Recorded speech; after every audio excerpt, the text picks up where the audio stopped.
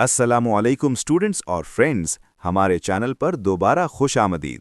अगर आप नए हैं तो सब्सक्राइब करना ना भूलें और नोटिफिकेशन बेल को प्रेस करें ताकि आप कभी भी कोई अपडेट मिस ना करें। आज के वीडियो में हम ग्रामर के एक बहुत बुनियादी एलिमेंट का गहराई से जायजा लेने वाले हैं, सेंटेंस। सेंटेंस क्या होता है, ये क्यों ज़रूरी है और इसे कैसे कंस्ट्रक्ट करते हैं। तो इंतज़ार न करें, हम आपको स्टेप बाय स्टेप समझाने वाले हैं। चलिए शुरू करते हैं बेसिक से। एक सेंटेंस एक मुकम्मल आइडिया या सोच होता है जो ग्रामेटिकल रूल्स के मुताबिक स्ट्रक्चर होता है। ये लफ्ज़ों का मजमुआ होता है जो किसी मीनिंगफुल चीज़ को एक्सप्रेस करता है, चाहे वो एक स्टेटमेंट हो, सवाल हो या फिर एक्सक्लेमेशन हो। मिसाल के तौर पर, शी रन्स एक सिंपल सेंटेंस है। ये छोटा है लेकिन ये हमें एक क्लियर आइडिया देता है। वो दौड़ रही है, ये हमें बताता है कि कोई चीज़ क्या कर रही है। अब सेंटेंसेस के मुख्तलिफ टाइप्स होते हैं। सबसे आम टाइप्स हैं डिक्लेरेटिव सेंटेंसेस जो स्टेटमेंट्स बनाते हैं, इंटेरोगेटिव सेंटेंसेस जो सवाल करते हैं, एक्सक्लेमेटरी सेंटेंसेस जो स्ट्रॉन्ग इमोशंस एक्सप्रेस करते हैं और इंपेरेटिव सेंटेंसेस जो हुक्म देते हैं। हर टाइप का अपना फंक्शन होता है और इनको समझना इंग्लिश ग्रामर को मास्टर करने के लिए ज़रूरी है। अब सेंटेंस स्ट्रक्चर की बात करते हैं।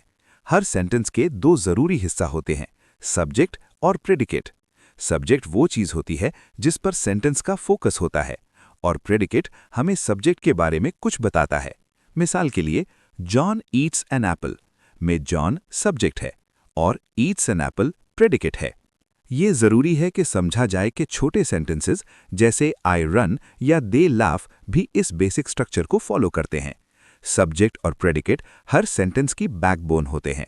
अगर सब्जेक्ट नहीं होगा तो सेंटेंस नहीं होगा, अगर प्रेडिकेट नहीं होगा तो भी सेंटेंस नहीं होगा। चलिए अब थोड़ा और एडवांस्ड हो जाते हैं।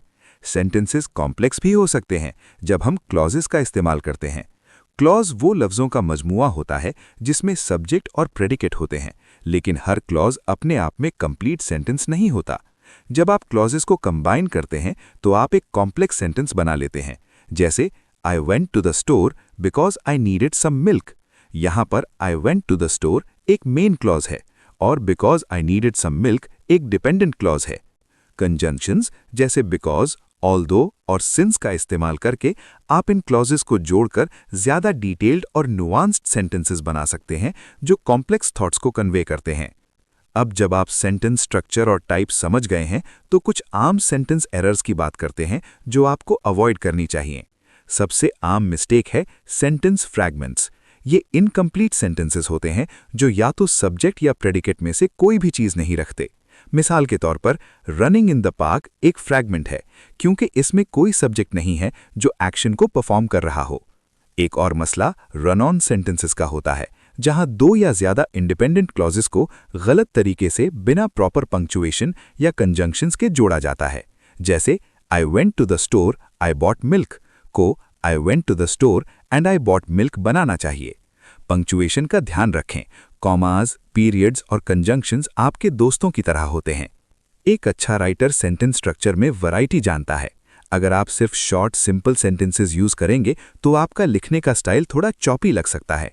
दूसरी तरफ, अगर आप सिर्फ लंबी कॉम्प्लेक्स सेंटेंसेस लिखेंगे तो आपका लिखना थोड़ा ओवरवेलमिंग हो सकता है। सेंटेंस टाइप्स और लेंथ्स को मिक्स करके आप फ्लो क्रिएट करते हैं और अपने रीडर का अटेंशन बरकरार रखते हैं। तो जब आप लिख रहे हैं तो कोशिश करें कि सिंपल, कंपाउंड और कॉम्प्लेक्स सेंटेंसेस का मिक्स यूज़ करें ताकि आपके राइटिंग में क्लैरिटी हो और आपका रीडर एंगेज्ड रहे।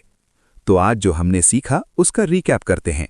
एक सेंटेंस एक कंप्लीट थॉट होता है जो सब्जेक्ट और प्रेडिकेट से मिलकर बना होता है।